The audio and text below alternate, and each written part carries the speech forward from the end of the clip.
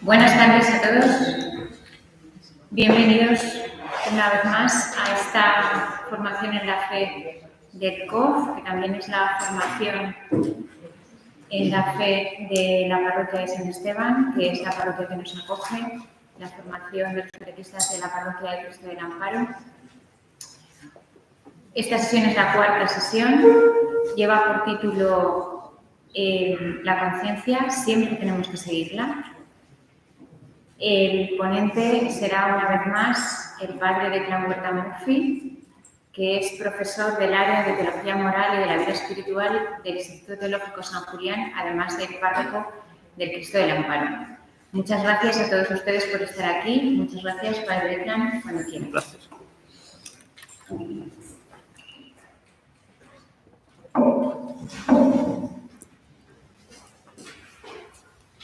Bueno, esta sesión, como hemos escuchado, se titula La conciencia, siempre tenemos que seguirla.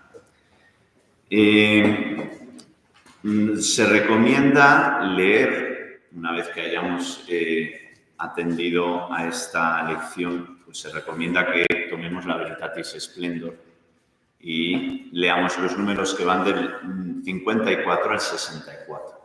¿Vale? Y también es muy interesante leer todo el párrafo 16 de la Gaudium et Spes del Concilio Vaticano II, porque de hecho San Juan Pablo II va a reflexionar al hilo de este pasaje del documento del concilio. Bueno, como en todas las sesiones, comenzamos con un planteamiento del estado de la cuestión. ¿Qué pasa actualmente hoy con la obligatoriedad de seguir la voz de la conciencia? ¿Qué es lo que se dice a día de hoy en esto? Bueno, tal y como hemos estado viendo en los días anteriores, especialmente en la segunda sesión, la relación entre la libertad del hombre y la ley de Dios tiene su base en el corazón de la persona. Y es donde, de alguna manera, se alcanza esa síntesis entre la deseable libertad con la cual el hombre tiene que vivir y la presencia de la ley de Dios en su vida. Cuando decimos el corazón de la persona, ciertamente es una perspectiva personalista, pero también es una perspectiva que está basada en la Sagrada Escritura. En la mentalidad hebrea, el corazón, antes de que fuese colonizado por la mentalidad de San Valentín, ¿verdad? El corazón, en la mentalidad hebrea, es ante todo la sede de una inteligencia emocional, ¿vale? No sale así en la Sagrada Escritura, evidentemente, pero es una inteligencia que tiene que ver con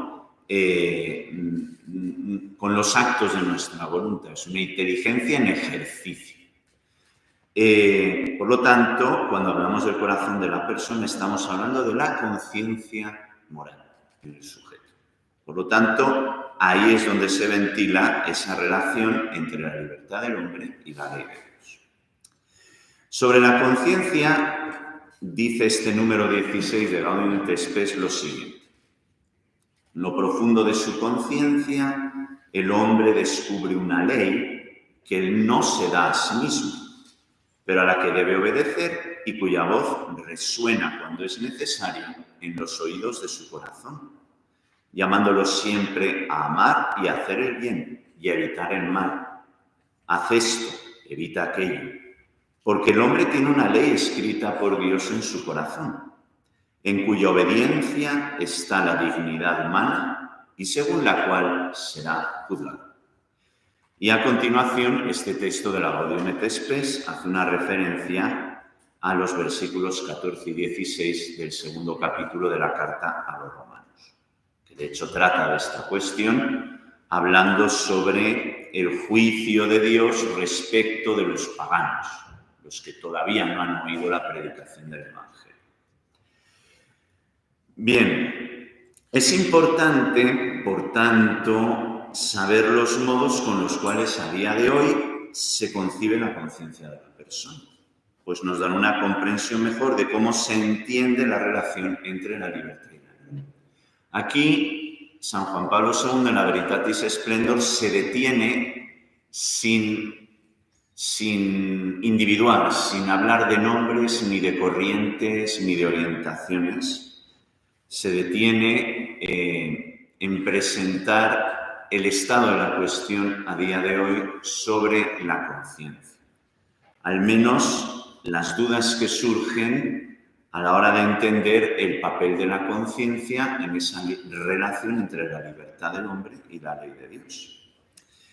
Bien, empieza la reflexión diciendo que algunos autores creen que la conciencia ha sido reducida a una simple aplicación de normas morales en cada caso.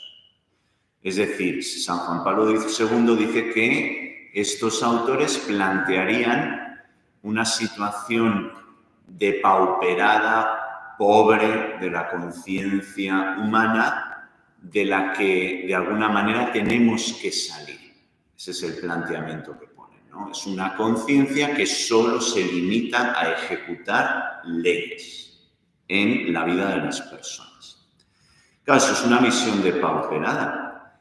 ¿Tiene su fundamento esta visión?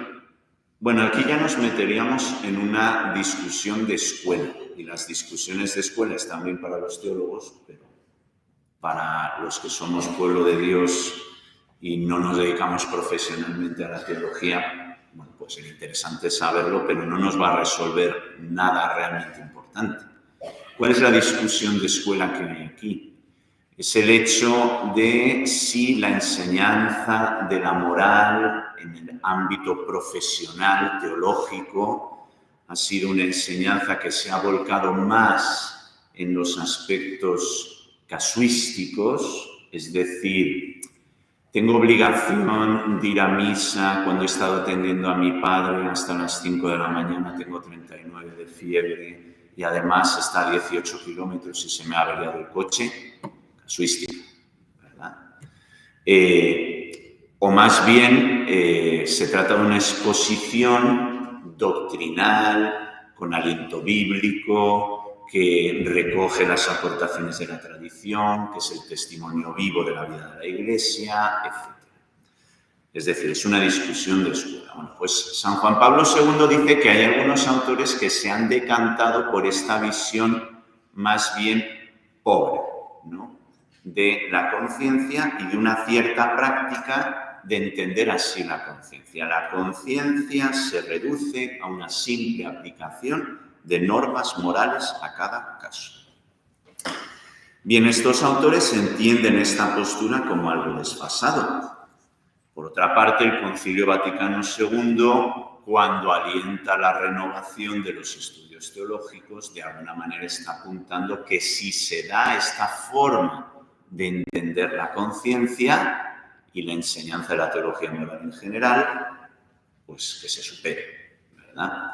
Por lo tanto, ¿cómo? Pues eso, acudiendo a las fuentes, al aliento bíblico y sobre todo unirlo a todo el misterio de Cristo vivo, ¿verdad? Bien. ¿Por qué consideran que estaría desfasada esta postura? Pues porque no comprende todas las circunstancias y casos que se dan en la riqueza de las personas. Es decir, no tienen en cuenta la psicología, por ejemplo, la afectividad, no tienen en cuenta el ambiente en el cual las personas tienen que tomar decisiones morales, la cultura de su tiempo. Simplemente se les arroja leyes y tienen que cumplir esas leyes sí o sí, independientemente de las circunstancias en las que viven. Bien, pues evidentemente sí, claro, hay que tener en cuenta y la conciencia, de hecho, pues es una conciencia que se realiza en una persona que vive en un ambiente cultural, que tiene unas circunstancias, que tiene una psicología, que tiene una afectividad. Sí, claro, todas esas cosas hay que tenerlas en cuenta. Pero ¿qué es lo que ocurre? Que dicen que la conciencia, más que dedicarse a una meticulosa observancia de normas generales, tendría que ser más bien el lugar donde las personas acojan personalmente lo que Dios les pide y de una forma creativa lo adapten a sus circunstancias. Bueno, como muchas de estas cosas puedes tener una lectura ortodoxa o puedes tener una lectura heterodoxa. ¿Hay que ser creativos? Sí, claro. De hecho, es una facultad del intelecto humano, ¿verdad? La creatividad. La creatividad no es negativa. Ahora, estamos hablando de una creatividad que toma aquello que nos ha sido dado por Dios, lo administra, lo desarrolla, lo despliega, o estamos hablando de una creatividad que crea cosas de la nada. ¿De qué creatividad estamos hablando? Porque ciertamente nosotros tenemos una norma, una ley que entra en contacto con nuestra propia libertad, nos hace una propuesta en una circunstancia de vida determinada y nosotros tenemos que acoger esa norma y esa norma la tenemos que hacer descender y encarnar en nuestra propia circunstancia de vida. De tal manera que se acoge en libertad y de tal manera que se observe la norma. Y ahí entra evidentemente la creatividad, una creatividad rectamente entendida. La cuestión está en que esta creatividad se entienda de otra forma. Y avanza Juan Pablo II en ese sentido. Dice, presupuesto este carácter creativo de la conciencia, los actos de la conciencia conforme a esta propuesta, más que juicios, serían decisiones personales. Y ahí se mete San Juan Pablo II a explicar la distinción entre juicios y, que lo veremos más adelante, y decisiones personales que son, pues eso. Pues yo decido que voy a hacer esto, decisiones personales. De acuerdo con estos autores, solo en la autonomía creativa de sus decisiones se alcanzaría una madurez moral. Es decir, habría una norma, un mandamiento concreto que arroja luz sobre una faceta determinada de mi vida. Yo recibo esa norma, no me siento capaz de observar esa norma en toda su integridad.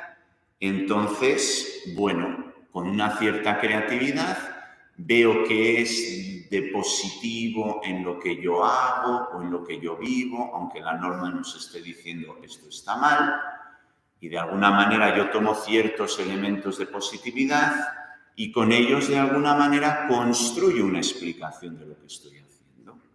De tal manera que aunque no coincida con la norma o incluso vaya en contra de la norma, ¿verdad?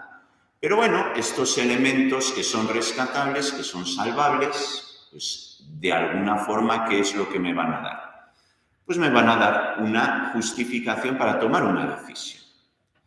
Entonces, la conciencia, en vez de emitir un juicio moral sobre la rectitud, se convierte simplemente en el lugar que avala las cosas que estoy haciendo o las que no estoy decidido a cambiar en un momento determinado de la vida. ¿Esto es grave? Bueno, tenemos testimonios en la historia de los hombres, en donde nos damos muchas veces cuenta que, incluso entre los santos, que ha habido momentos determinados en la vida en donde no te atreves a enfrentar toda la exigencia radical de una norma concreta de lo que Dios te está pidiendo. Y a veces necesitas tiempo para ver y tiempo para convertirte. ¿Cuál es el problema en este caso concreto de avalar las propias decisiones morales? Pues nos encontraríamos en un proceso donde no solo reconoces tu propia limitación frente a una norma que crees que no puedes cumplir o que no tienes fuerza para hacerlo, es que de alguna manera conviertes a tu conciencia en una especie de herramienta que se sitúa en un lugar superior frente a la norma. Es decir, yo he decidido que esto a mí sí me conviene, aunque la ley me diga no te conviene. Esa sería esa dimensión negativa, heterodoxa de la creatividad de la conciencia que podrían de alguna manera sostener algunos autores. Avanzamos. Si el magisterio interviniese con afirmaciones categóricas, siguen estos autores, lo que hace en la práctica es obstaculizar la maduración autónoma de la persona. Es decir, esta sería la consecuencia. El magisterio no me va a decir no matarás. Eso ya está dicho en la norma moral. Pero el magisterio me podrá poner de relieve circunstancias de vida donde yo soy agresor de mi hermano, en cuestiones de carácter bioético, de carácter social, de carácter político, de carácter económico. El magisterio puede explicitar dónde me estoy convirtiendo en lobo del hombre, en dónde me estoy convirtiendo en enemigo de mi hermano. Entonces, estos autores dicen que si el magisterio se empeña en descender al terreno de lo contacto excesivamente, ¿qué es lo que estaría haciendo? Coaccionar la maduración de las personas. Les estaría diciendo qué es lo que tienen que hacer en todo en vez de que ellos lo descubran. Bueno, salvando las distancias, es un poco un cierto espíritu que tenemos hoy. Yo no soy pedagogo ni he estudiado pedagogía, ¿verdad? Pero sí que he oído que hay ciertas corrientes pedagógicas que tienen como su banderín de enganche en la idea de que hay que transmitir conocimientos de tal forma que sea el alumno el que los descubra. Bueno, vale. Habrá cosas que las podrá descubrir. Si tenemos un chavalín que descubre la ley de la gravedad por intuición, hay que becarlo inmediatamente, porque es un genio, está claro, ¿no? Pero hay otras cosas, pues que no por intuición, ¿verdad? Bueno, pues estos autores de alguna manera pondrían el magisterio en esa situación como de el malo de la película, el que está encima, el que nos está diciendo lo que hay que hacer en cada momento y que asfixiaría una autonomía de las personas, de la maduración de la autonomía de las personas. Bien, esto llevaría a una situación que es en la que se quiere adentrar San Juan Pablo II. Para ellos, este conflicto se podría solucionar de la siguiente forma. Es lo que ellos proponen como un doble estatuto de la verdad moral, así lo cita el Papa. Se reconocería, por un lado, un nivel doctrinal abstracto, ¿de acuerdo? Pero a la vez tendríamos que reconocer un nivel existencial y concreto. De tal manera que mi conciencia la vinculo con normas abstractas, ¿verdad? Caso sangrante y palmario. No se puede atentar contra la vida del embrión, ¿vale? Admito doctrinalmente eso.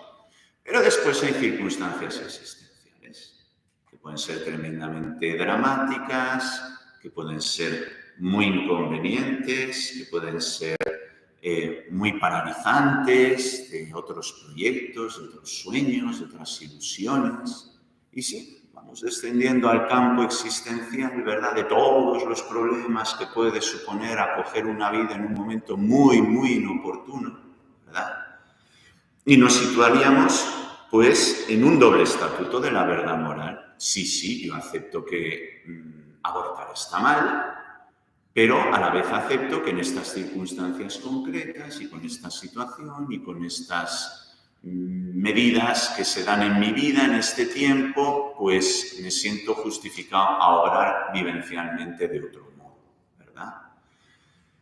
Y además justificado, que esta es la cuestión, el doble estatuto no es más que una reedición de la teoría de la doble verdad, que es una teoría filosófica, que es que a nivel de las cosas celestes hay una serie de verdades, pero que después, en paralelo, el mundo se rige con otras normas, el mundo terrestre, ¿verdad? Y todas son verdad, ¿verdad? Dios tiene su verdad, las cosas temporales y humanas tienen la suya, y todo es verdad. Y aceptamos a Dios que nos diga qué es lo que es verdad, y de alguna manera Dios se inclina sobre nosotros y acepta nuestra experiencia de lo que nosotros decimos que es verdad. O sea, es una reedición de la teoría de la doble verdad. Pero claro, para nosotros la verdad es una. Después se va desplegando y se va manifestando en su riqueza con muchos matices, pero no podemos sostener que existe una doble verdad. Bueno, para estos autores, este nivel existencial debería tener la autonomía suficiente como para establecer excepciones a la regla. O sea, es a lo que vamos, ¿verdad? Y justificarían la realización práctica, en buena conciencia, de actos calificados doctrinalmente como intrínsecamente buenos, como el ejemplo que ha habido, ¿verdad? Yo tengo una labor social, hay muchas personas que dependen de mí y resulta que hay una persona que, pues por motivos fiscales, en cuestiones nada turbias y nada claras, con un dinero pues manchado, ¿verdad?, decide colaborar conmigo para que yo pueda sacar adelante toda mi obra social de las cosas que estoy realizando y él pueda blanquear pues ese dinero de procedencia dudosa. Pues hombre, no, ¿verdad? Lo que no puede ser es esto, es decir, las excepciones a la regla. Bueno, yo en este caso concreto, como mi obra social es tan importante, ¿verdad?, y hace tanto bien, pues entonces lo que voy a hacer es una excepción a la regla, ¿verdad? Porque además yo así, pues como que lo implico, le ayudo, estoy más cerca de él y ya nos autoconvencemos, ¿verdad? Estoy más cerca de él, le ayudo y le voy a ayudar a cambiar y le voy a ayudar a tener una vida mejor y le voy a decir sí, vale.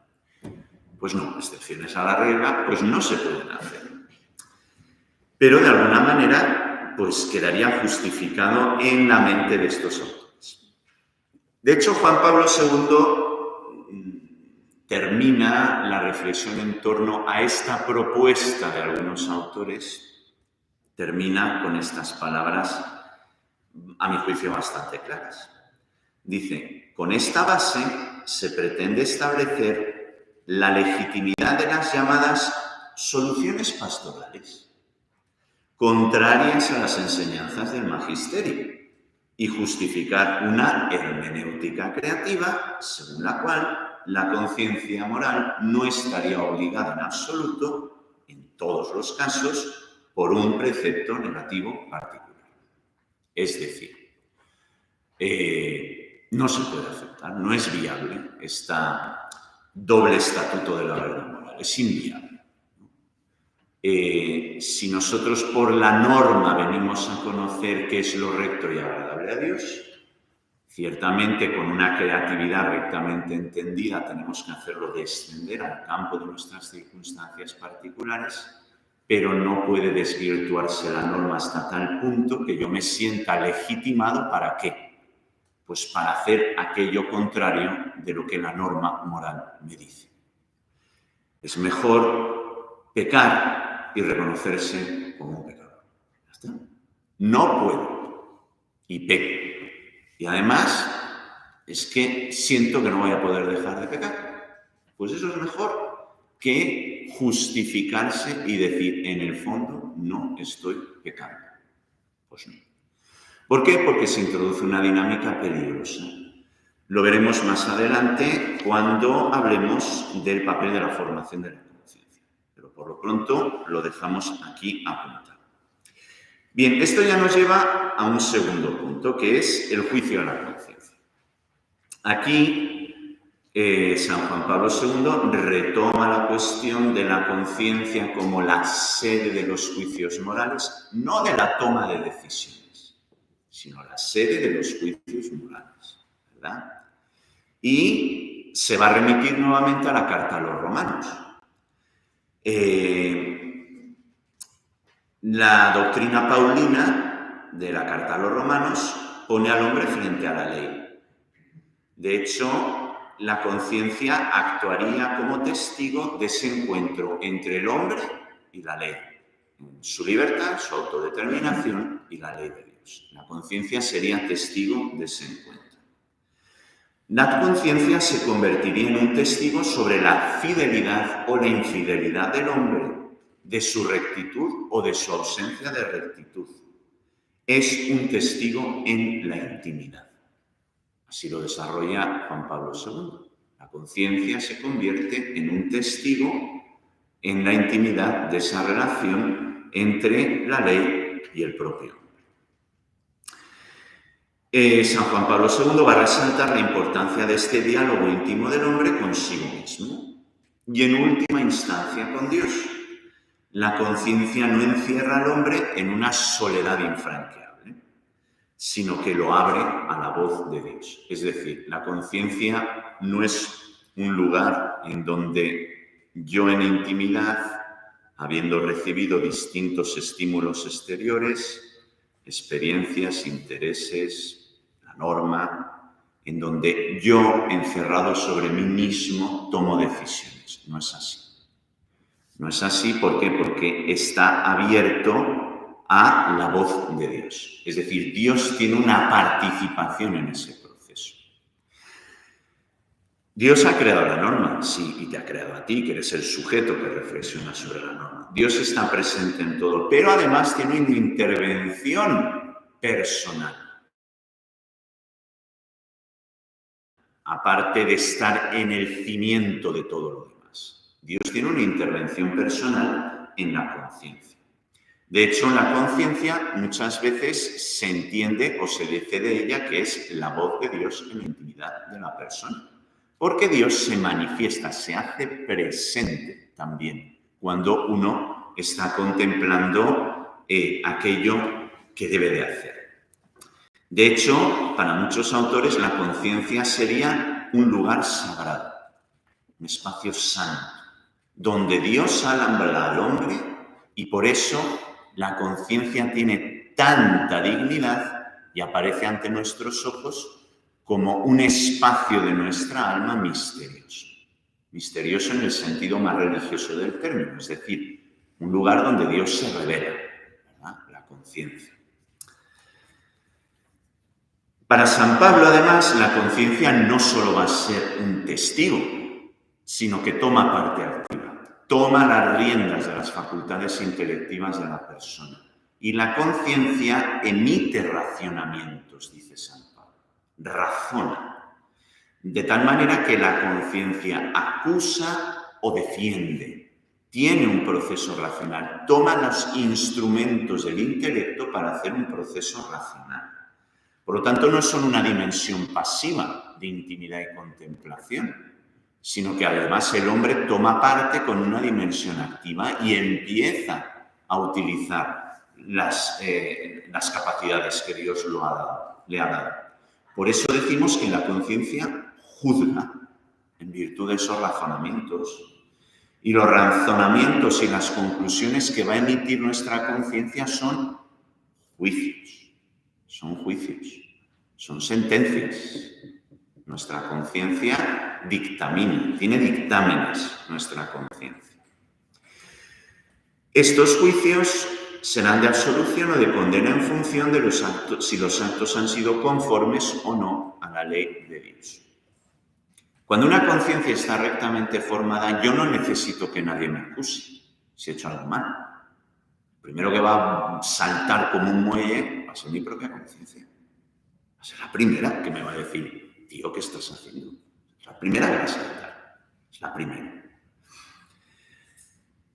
El juicio de la conciencia no es un juicio meramente teórico o doctrinal, sino eminentemente práctico y vivencial. Es decir, estos que pretenden establecer una distinción entre lo que dice la doctrina, que hay que aceptarlo y hay que custodiarlo y hay que salvaguardarlo y está muy bien, pero después viene la vivencia que tiene otras dinámicas. Bueno, los que pretenden esto, pues se equivocan. ¿Por qué? Porque la conciencia es eminentemente práctica.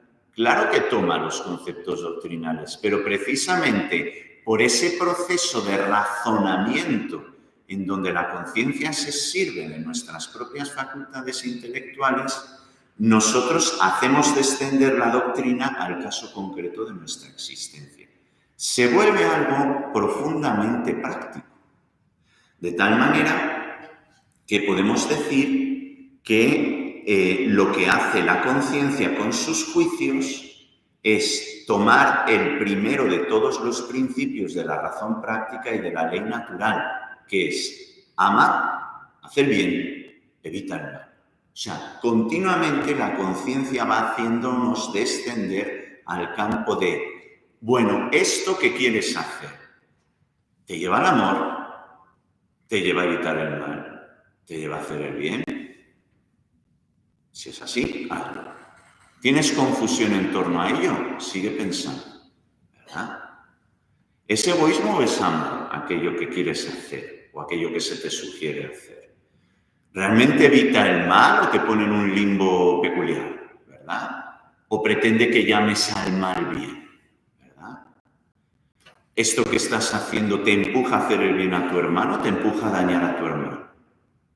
O en última instancia puede haber un momento de dolor, pero es para el bien de tu hermano y para tu propio bien. Es decir, hay un razonamiento y vas descendiendo a conclusiones profundamente prácticas. De tal forma que muchos autores en la antigüedad de la reflexión cristiana y basados también en el pensamiento, sobre todo filosófico de los griegos, va a decir que la conciencia es una chispa indestructible.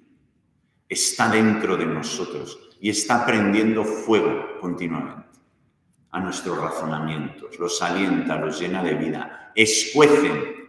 Cuando decimos que la conciencia remuerde, ¿verdad? Se ha prendido fuego dentro de nosotros. Es una chispa indestructible la conciencia. Esta chispa indestructible permite que la ley natural pueda ser aplicada a cada caso concreto de la vida del hombre, convirtiéndola en un dictamen interior. Es decir, una vez que yo termino ese proceso de razonamiento, yo me encuentro con un dictamen de la conciencia. Tienes que obrar así. Apártate. Acércate. Tómalo.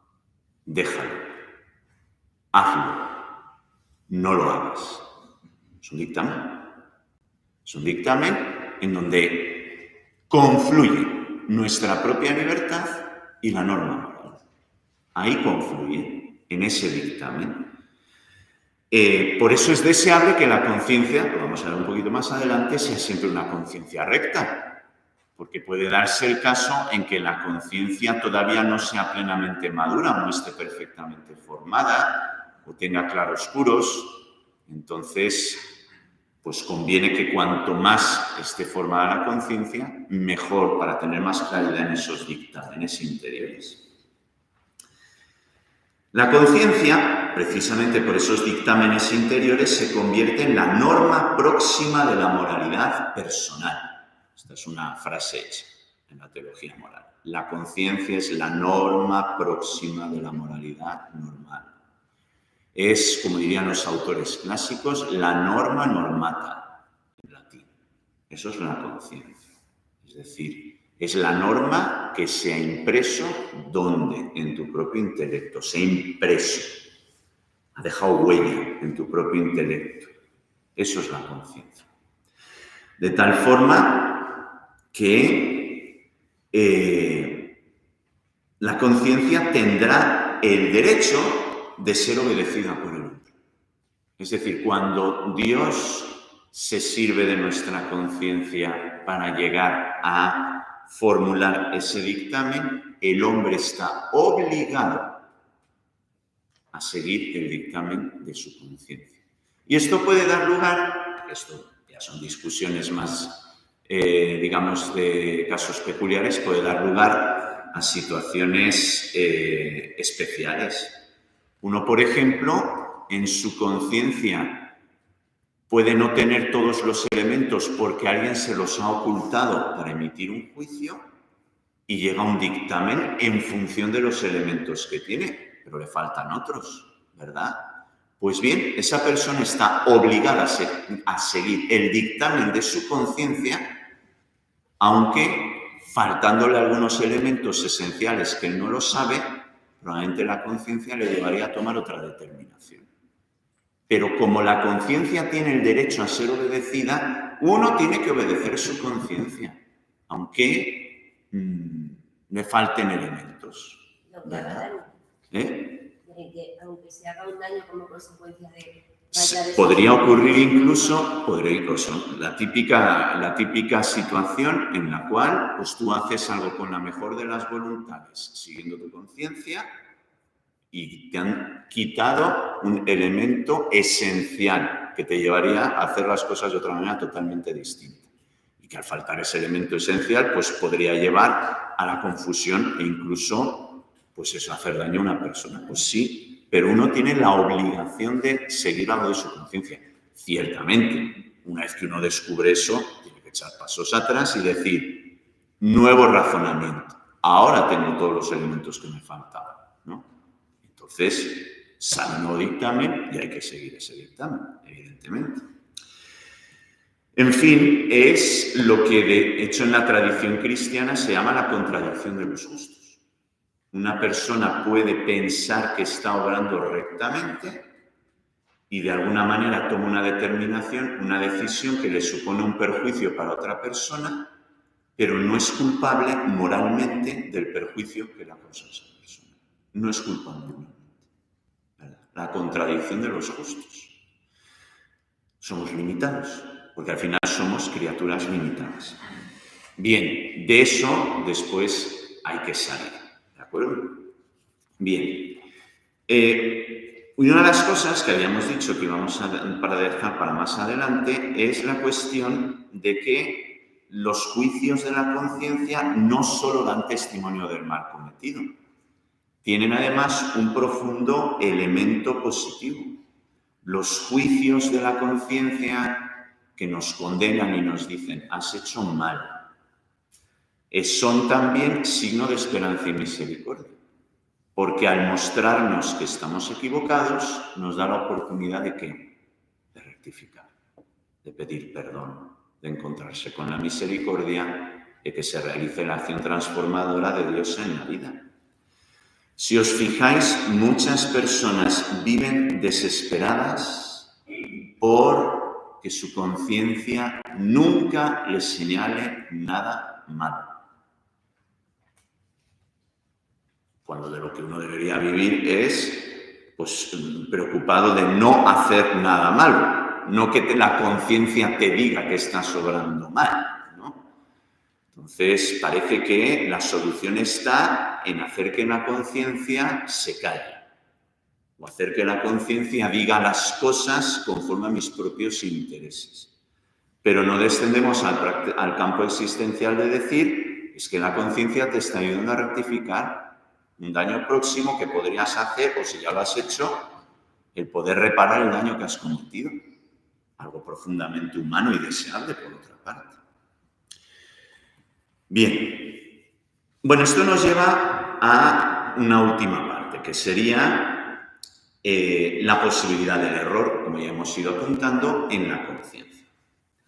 En base a su experiencia, la Iglesia ha ido elaborando pues, una doctrina sobre las situaciones en las que puede encontrarse la conciencia. La forma habitual en la que debe de estar la conciencia es la forma recta. Entiendo que hay una norma de proceder, me enfrento a una circunstancia de vida, tengo que tomar una decisión y en rectitud, ¿verdad? Mi conciencia me dice, has obrado mal, arrepiéntete, conviértete. O la conciencia me dice, si haces esto, te salvarás, ¿verdad? No, pues la conciencia recta va de alguna manera mostrando el camino a través de esos dictámenes interiores. La conciencia recta no necesariamente ha de ser la conciencia cierta. Es decir, no siempre tenemos certeza en la conciencia recta. Juzgamos conforme a los elementos que tenemos. La conciencia cierta sería la que tiene a su disposición todos los elementos para hacer un juicio, ¿de acuerdo? Pero eso normalmente no se suele dar. La conciencia cierta, pues puede haber alguna circunstancia de vida en un entorno muy controlado que te permita tener además pues esa certeza intelectual, ¿no? Pero siempre supone un cierto acto de fe, en definitiva, incluso actuar por conciencia recta. ¿Qué es la conciencia errónea? La conciencia errónea es aquella que tiene una serie de elementos que no están rectamente formados. Y al no estar rectamente formados en el individuo, ¿qué es lo que ocurre? Que puede tener procesos de razonamiento que le llegan a formular dictámenes en su interior de los que se ve obligado a obedecer, porque es un dictamen de su conciencia, pero digamos que el punto de partida con el cual ha hecho sus deliberaciones está basado no en la verdad, sino en el error, ¿verdad? Hay obligación de seguir la conciencia errónea. Caso típico, por ejemplo, pues, yo qué sé, estamos en Cuaresma y por alguna razón de calendario, pues yo estoy convencido de que es viernes y es jueves. Pues como estoy convencido de que es viernes, ¿qué es lo que tengo que hacer? ¿Ayuno y abstinencia? Bueno, la abstinencia en este caso. Eso es lo que tengo que hacer, porque estoy convencido que es viernes. Si obro en contra de esa convicción, ¿verdad? Y después se descubre el pastel. Anda, pues he estado viviendo todo el día como si fuera viernes y es jueves. Pues tienes responsabilidad moral de no haber observado, por ejemplo, la abstinencia, aunque sea jueves. Eres moralmente responsable de no haber querido, pues, de alguna manera hacer ese homenaje de obediencia a Dios a través de tus propias disposiciones vitales. Pues ya está. Ese es el derecho a la conciencia errónea. La conciencia errónea debe de ser obedecida, aunque falten elementos. A veces están peculiares como estos, ¿no? A ver, esto es un ejemplillo. Pues hay cosas bastante más serias, ¿verdad? Pero para que nos entendamos, te faltan elementos para poder formular un juicio, digamos, acercándose a la verdad de las cosas. Hay una conciencia dentro de la errónea que se llama la invenciblemente errónea. Es decir, hay personas que tú, por determinadas circunstancias ambientales, culturales, de bloqueos emocionales, etcétera, le puedes explicar las cosas. Formalmente te entiende, pero no te entiende. Y no es capaz de salir de esa ignorancia, ¿no? Entonces sería la ignorancia invencible, pues en los casos de conciencia errónea la persona pues tendrá que actuar y Dios le juzgará conforme pues esa ignorancia no se puede vencer. Sin embargo, cuando la ignorancia se puede vencer y uno juega a decir que es más cómodo estar en la duda que salir de la duda, ¿verdad? Entonces, ahí sí porque podías salir de la duda y no has querido hacer, ¿verdad? Esos son los casos de la conciencia dudosa, ¿verdad? En donde, pues muchas veces hay que tomar decisiones. Algunas cosas te ofrezcan dudas, ¿verdad? Pues tendrás que seguir el dictamen de tu conciencia dudosa, digamos que por porcentajes, vamos a decirlo así, pues parezca que es como más mayoritario o que por lo menos tiene la probabilidad de hacer menos daño en el caso de que no haya sido un juicio, ¿verdad? La conciencia dudosa. Caso muy es la conciencia perpleja. Es decir, haga lo que haga, voy a hablar mal. ¿Cómo se sale? Pues eso es causa de grandísimo sufrimiento a la conciencia perpleja, ¿verdad? Entonces, la conciencia perpleja ayuda mucho es ser capaz de, primero, si te puedes formar por tu cuenta, bien está. Pero aparte de formarte por tu cuenta, es muy importante contar con el punto de vista de una persona que no vive en primera persona el dilema en el que estás, que puede tener un juicio más objetivo, ¿verdad? Entonces, de la conciencia perpleja hay obligación de la conciencia perpleja. En la dudosa sí, en la perpleja.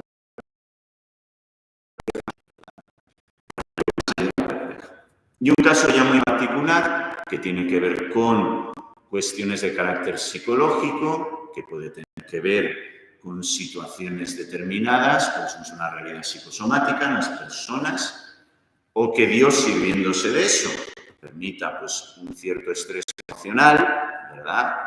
Que purifica, ¿verdad? Pues está la conciencia escrupulosa, ¿verdad? Momentos en los cuales, pues, de alguna manera, es como que el interruptor no se apaga, ¿verdad? Y no somos capaces de encontrar paz en los propios dictámenes de nuestra conciencia. Y tenemos que volver una y otra vez sobre el dictamen, una y otra vez sobre el dictamen, ¿no? Bueno, pues ese es un caso concreto de conciencia escrupulosa, y eso, pues lo mismo. Son situaciones en las cuales, pues uno tiene que tener la capacidad de mirar las circunstancias de otro momento en su vida en donde no estaba sometido a ese estrés emocional. ¿Cómo habría obrado yo si no estuviese dándole vueltas a esto, ¿verdad? Y procurar en la medida de lo posible acompañarse del juicio de alguien que sabes que te quiere y de alguna manera descansar tu voluntad en el juicio de otro, ¿verdad?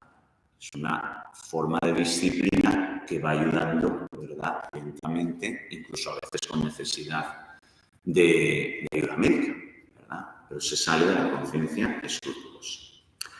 Esto nos lleva a la cuestión de la formación de la conciencia. San Pablo en la carta a los Romanos tiene un texto precioso y lo recuerda Juan Pablo II en el capítulo 12, en donde él le recuerda a los romanos que tienen que transformarse renovando su mente en el espíritu. Tienen que renovar. Es decir, la obligación de formar una conciencia se enraiza aquí. Nosotros debemos transformarnos renovando nuestra mente de la nueva condición humana. Podemos tener razonamientos que son propios, como dice la tradición espiritual, del hombre viejo. Y tenemos que revestirnos de Cristo, el hombre nuevo, y hacer que nuestros pensamientos sean conforme al hombre nuevo, no al hombre viejo. No al hombre que se acostumbró a hacer pactos con sus propios pecados, sino conforme a ese hombre nuevo que obra en libertad y justicia. Es verdaderamente libre obrando, se siente y se sabe libre obrando, y es justo ante los ojos de Dios, porque obra conforme a ¿qué? Al modelo de Cristo Jesús, con el cual se ha revestido, no por sí mismo. Uno de nosotros por sí mismo es capaz de eso, pero sí revestidos de Cristo. Pues bien, el magisterio en la Iglesia cumple este papel de la formación de la conciencia, de tal manera que nos corazón persevere en la conversión al Señor y se mantenga en el amor al bien.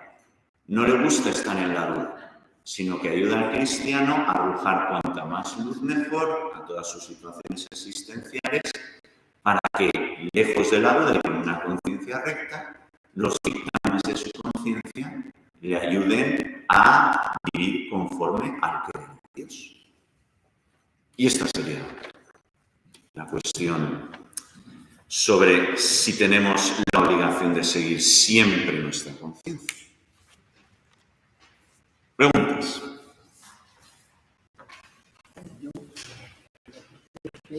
A veces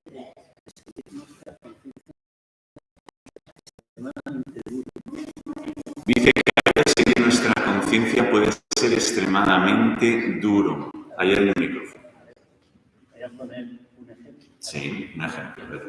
Yo soy misionero perdido allí en Sudamérica. Sí. Y estoy de una misión pues, extremadamente pobre, con niños que están muriendo todos los días, que no hay nada. No se oye, hace que se oye un poco igual. A ver, ahora sí. Vale. O sea, estoy hablando de... Sí, una situación de gran pobreza. Sí. Y viene un narcotraficante Sí. que no para trolear a nada, que al fin y al cabo para intentar lavar Su conciencia. su conciencia, que te dice, mira, pues te voy a dar X. Pues depende de cómo pretenda lavar su conciencia. Si es una conciencia uno ya desciende al campo de la práctica. Esa persona se quiere convertir. Se va a dejar de hacer el mal. Esa persona quiere restituir el daño hecho. Esa persona de alguna manera pues se encuentra en una circunstancia en la cual pues no tiene el valor de afrontar el daño que ha hecho, pero en la medida de lo posible lo quiere reparar. Bueno, pues entonces ahí uno se va adentrando en distintas circunstancias de valoración. Lo que no puede ser es decir, yo sigo perseverando en el mal y perseverando en el mal voy a jugar una mecánica compensatoria que es, pero ayudo a este orfanato. Es lo típico. Y así me gano la buena voluntad también de la comarca, ¿verdad? Pues no, evidentemente en esos casos, por muy perentoria que sea la necesidad, uno no se puede servir de un Otra cosa es que la persona tenga arrepentimiento sincero y lo que tenga es deseo de reparar y de alguna manera esté intentando con sus propios actos hacer una satisfacción del daño hecho del que está arrepentido y se quiere convertir. Si no, sí. Más cosas. Por ahí atrás tenemos. Un momento, que va el micrófono para allá.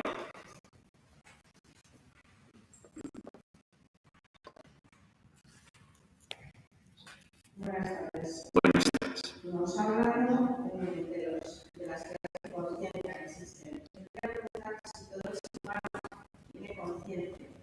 Sí. Todo el mundo. Todo el mundo tiene conciencia. Los psicópatas también. Los psicópatas también. Los psicópatas se pueden salvar también. Los psicópatas pueden hacer el bien y evitar el mal y tienen sus limitaciones peculiares. Pero sí, todos tenemos conciencia. Es un recurso muy habitual que una persona que hace graves crímenes lo convirtamos en un monstruo. Y de hecho, por ejemplo, libros sobre el Holocausto, los libros sobre el Holocausto más, digamos, que más inciden en la herida de la condición humana, son los que nos muestran a personas que eran buenos esposos, buenos servicio a aquellos que consideraban que tenían una hermandad de nación, de sangre con él, ejercían las virtudes y además trabajaban en un campo de concentración. Eso es muy sangrante. Pero es la realidad humana. La realidad humana. Más preguntas. A ver. Cuando ha tocado el tema de la contradicción de los justos, Sí. a mí me ha venido a la memoria las situaciones de algunos pensantes, de los residentes mayores de las residencias, de los centros residenciales, que ahora tienen la misa miércoles, jueves, cuando puede ser. Sí.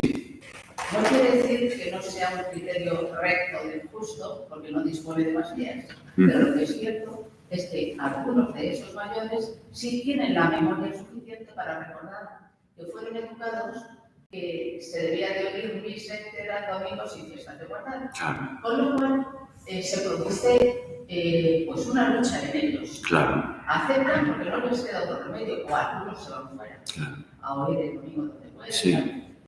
Pero para acallar, templar, atemperar esas conciencias, ¿qué tipo de comentarios debemos hacer?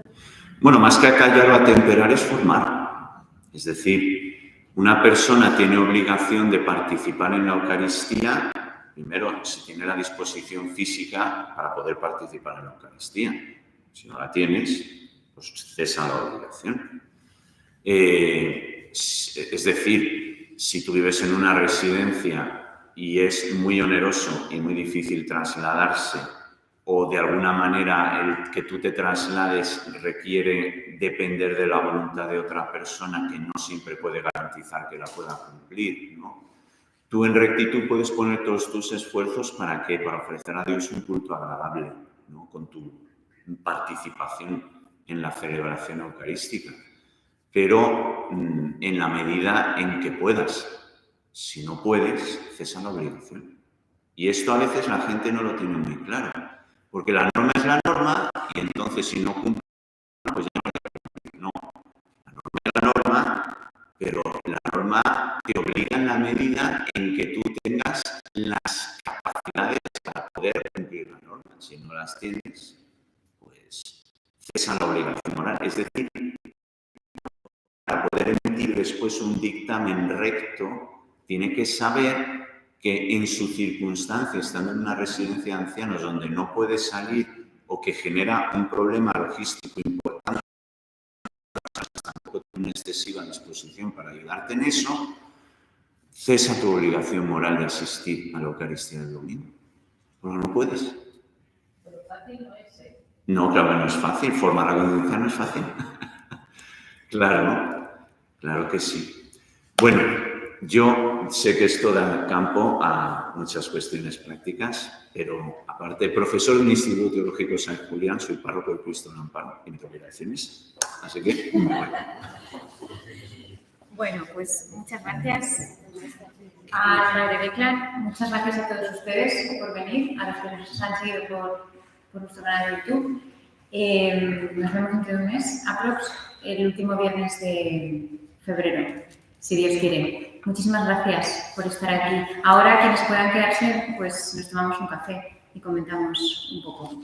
Muchas gracias.